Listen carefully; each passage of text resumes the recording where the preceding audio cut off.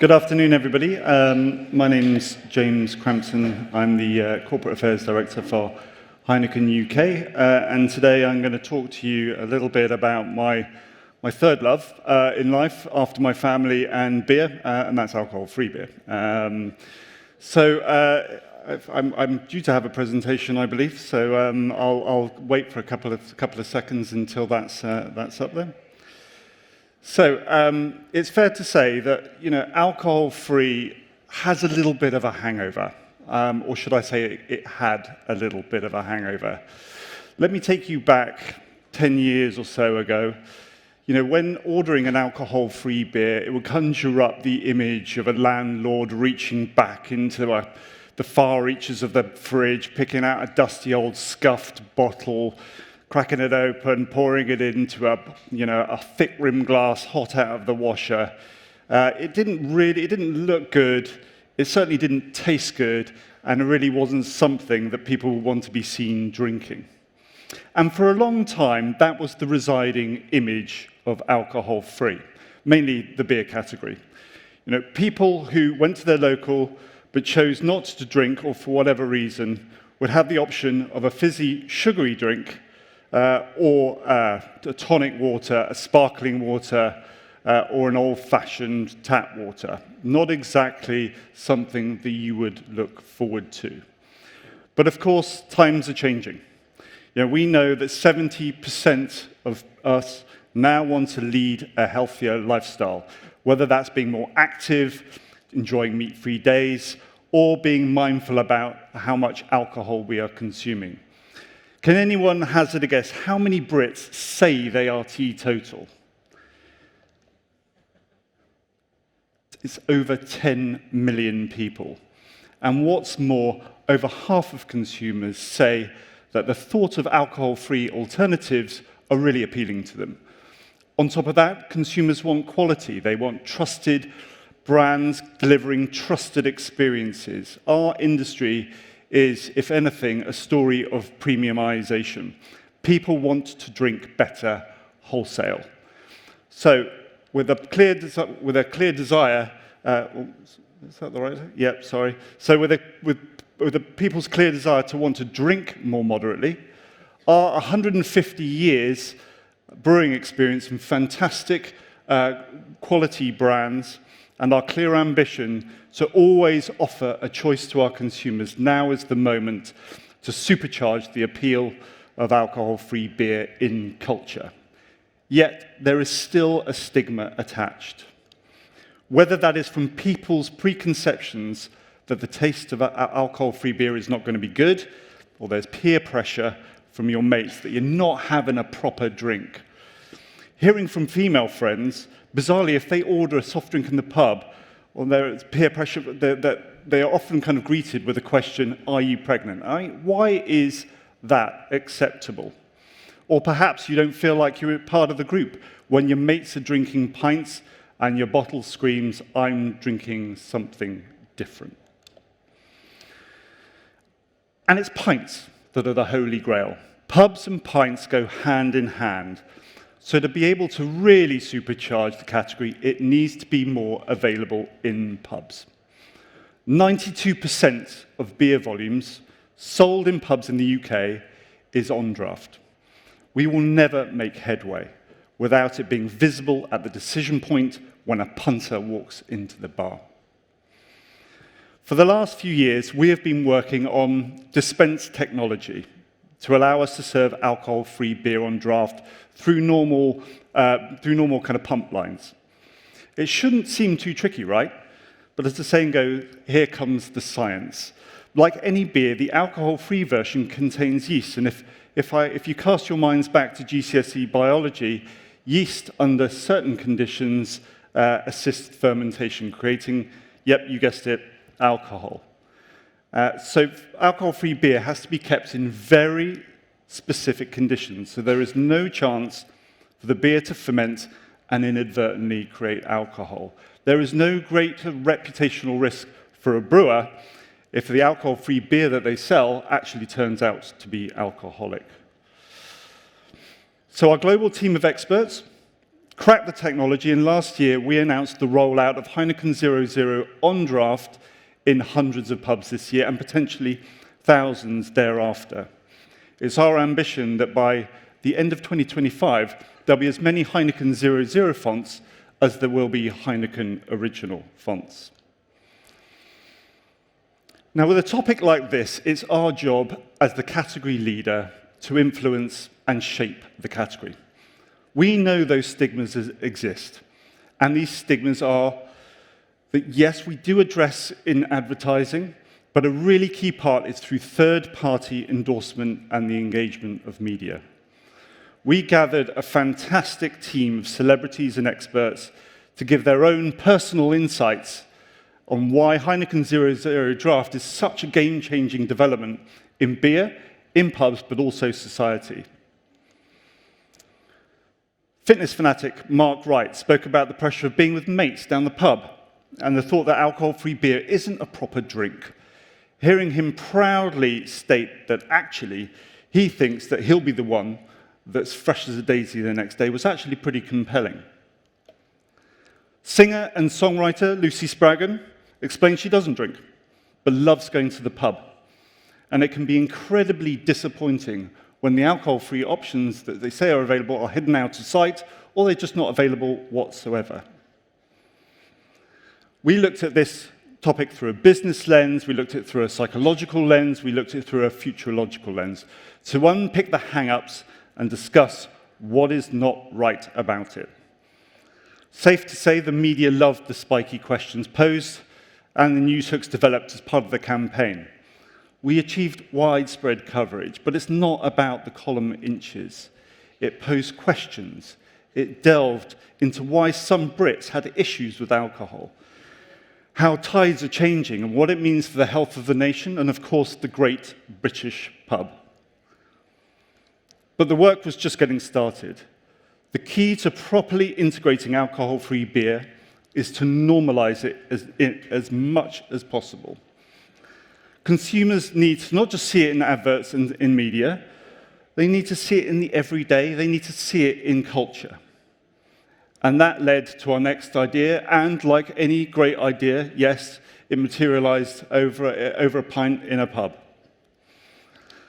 Imagine getting a Heineken 00 pump in the most famous pubs in the world, ones that are in millions of people's living rooms every night of the week. And our partnership with Coronation Street and Emmerdale was born. Heineken 00 is now proudly on the bars of the Rovers Return and the Woolpack, broadcasting to 11 million people every night. We believe it's a game-changing initiative, and one that was sure to get that alcohol-free beer is the norm in people's minds, as well as pubs. Already, pints have been pulled, and Tyrone from Corrie is quoted as saying, "I'll have a couple of pints of zero." You excuse me, Tyrone, for that kind of murdered your accent there. But ITV were really keen to work with us on this, as both the soaps take place in the working day. And as one of the producers said, look, we can't have everyone sitting around drinking orange juice. We launched also the partnership with media medic, Dr. Zoe Williams, who was able to talk at length on the impact of this could have on the health of the nation and how we can take units of alcohol out of the market. She also spoke about the positive impact on pubs and how they have a serious impact on mental well-being and create that real sense of community. And also, people are talking about it. They are talking about it on social. They are commenting on it. They're sharing it, and hopefully, they're talking about it when they go to the pub too. And by the way, it is not about Heineken selling beer or even promoting our alcohol-free portfolio. It's about mainstreaming the whole category and making it normal to choose a beer without alcohol.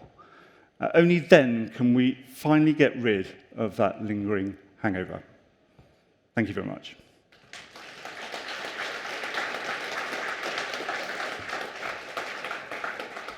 Thank you, James. Great presentation. So first thought that comes to mind is, how big is this category, and is it growing fast? It's growing really fast. It's growing about 30% a year. Okay. It's small though, and remains small. Last year was about 90 million pounds, and that was due to the kind of pandemic. Obviously, pubs weren't open, so people weren't able to enjoy it as much. But Yeah. we believe by about 2025, it's about £250 million worth of value. So there's certainly kind of plenty to go for. Yeah, makes a lot of sense, right, with people's lifestyle choices. And I assume, or tell me if I'm wrong, that there are people that drink alcoholic beer and then on another night might choose alcohol-free beer. It's not just people that are teetotal, or is that wrong? Yeah, that's true. Still the kind of vast majority of people choose alcohol-free beer when they're driving. That's quite clear. But we are seeing a shift of people adopting alcohol-free beer as a substitution for alcohol and moderation. And that is increasing more than any other reason, really. Mm-hmm. Okay. We have a question from the audience. I think people saw the 0% kind of sticker on the actual kind of the draft pump, but not on the glass. Would you ever consider putting it on the glass? Because I guess there might be, that might talk to your point around stigma and people thinking, oh, I don't want to advertise that I'm not drinking alcohol. Yeah, I mean, like in the world of beer is around kind of using every opportunity to sell your brand. Yeah. And ultimately, we will be producing some glassware. It's in prototype at the moment. You mentioned the kind of 0.0 alcohol on fonts. Now, we purposefully, together with ITV and Ofcom actually, created, you would never see that font in a pub. And ideally, we really wanted to demonstrate and showcase the 0.0 element of it. So it's not really about Heineken. It is about making the alcohol-free beer something normal when you enter into a bar. Yeah, okay, great. And somebody has a question around that obviously understands the industry. Is there a different on-trade versus off-trade kind of approach that you need for alcohol-free, different to alcohol, or does it follow a fairly similar form? Yeah, well, we've been doing the off-trade for a long time with alcohol-free, and particularly with Heineken 0.0. I mean, that's where the engine of growth has been in the last 5 years since we introduced it. Yes, it's we are embarking upon our on-trade strategy. On the bar dispense, draft dispense is going to be a critical element of it. So it's kind of early days in the on-trade. We do kind of sell 0.0 on a bar top dispense system, which proves kind of very popular. But then it takes up quite a bit of the bar. So the benefit of this is that in order to be able to kind of normalize it, you have it on the T-bar together with your Fosters, your Moretti, your Guinness. And it's just normal when you kind of walk in versus, if you're a publican taking up a third of your bar with a big dispense system for 0.0. Right, they might not like that, yeah. And I think what was quite interesting about the case that he showed is that you led with earned media. I mean, the Coronation Street thing obviously played a role, the ITV piece, but you lent with earned. Was there a reason for that? Is that more cut through, more credible? No, we wanted to spark the debate. I mean, it was less about kind of brand PR as it was around getting people to talk about the stigmas of alcohol-free. And trying to kind of break down some of the psychology in and around it. We still experience, in the most parts, in vast kind of swathes of the UK, a reticence to pick up alcohol-free. And this is part of a campaign. I have to say that other people do a really good job in the category. This is, as I say, not about us trying to kind of steal market share. This is about building the entire category and making it much more acceptable. Especially the way that policy is kind of changing over a period of time. So, this is a category building exercise. Yeah, no, and I think the point you made around the biases that people have and the decisions they make purely because they're thinking about how they're perceived as opposed to what's good, what's the right decision for them to drink is a really interesting one. The pub is like this kind of British centre of community, but I guess what you're saying is it doesn't need to be a place where you need to get leathered all the time. It's a place to join people together. Exactly that. And, through the pandemic, we've seen the pub kind of transform itself into a real kind of community centre. And you're right, it's less about people kind of going down to the pub to get pissed. It's about an opportunity to kind of meet with friends and family. And actually, alcohol-free lager plays kind of quite an important role in I can definitely see that. And we've got lots of questions coming in. So one or maybe two more questions. One which I think is a really interesting one is this existing Heineken consumers changing their choices, or is it bringing in a different type of audience for you? It's predominantly kind of alcohol consumers. So we know that 98% of people who drink alcohol-free are already drinking alcohol. It is much more of a substitution. You know, it tends to be a little more kind of fluid over categories, but that's certainly where we are recruiting most consumers. Okay. And the last one, which I'll finish on, James, because it's been really insightful, was why do teetotalers pick 0% beer potentially over kind of newer and healthy non-alcoholic drinks? Is there a particular trend? Is it taste, ritual, kind of tradition? There is taste. You know, I kind of alluded to it to start with. You know, they tasted crap 10 years ago. Yeah. You know, we've spent years and years in development to try and get Heineken 0.0 as close to the mother brand as possible.